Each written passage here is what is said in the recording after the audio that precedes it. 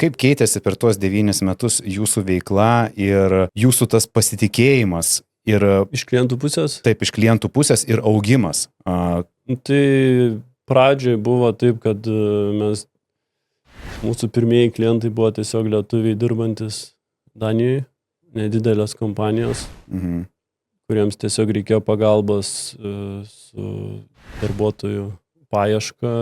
Jie tiesiog neturi laiko. Šiaip apskritai statybų, gal ne tik statybų srity. Įmonė prasideda iš pradžių nuo savininko, kuris kažkokią susirenka komandą ir viską kontroliuoja pats. Tai statybose labai daug problemų visą laiką.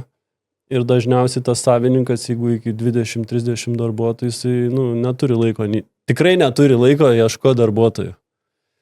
Tai mes pradėjom su lietuviais. Aišku, aš kadangi atėjau su tokia patirtim visai ne iš statybų, iš telekomunikacijų, iš startupų, IT. Tai daug ko nežinojom, tai kaip mes dabar sakom klientam, tiesiog pusiau kaip humorą, bet pirmais metais mes laužėm visas įmanomas taisyklės, kokias tik įmanoma, nes tiesiog nežinojom, kad jos egzistuoja ir net nebuvo tas net iš vis svarbu. Ieškojom klientų. Tai paskui atsitiko toks dalykas, ten kažkuriais metais, aišku, susidūrėm kaip ir daugelis su to statybų rinkos brutalumu, gavom vadinamus ragus.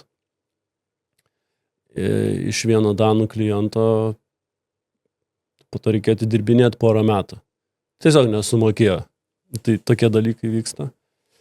Tai po to laiko pavyko išgyventi ir priėmiau sprendimą, kad nedirbsiu su jokia įmonė, kuri netitiks mano griežtų reikalavimų. Tai susirašiau tokius principus, kuriais vadovausios, kad įmonė turi veikti mažiausiai 5 metus, turi turėti savo darbuotojų teigiamus finansus, tik tais pliusas turi būti pas juos finansinėse ataskaitose. Ir aišku, pradėjom ieškoti klientų tokiu būdu, su tokia griežta atranka.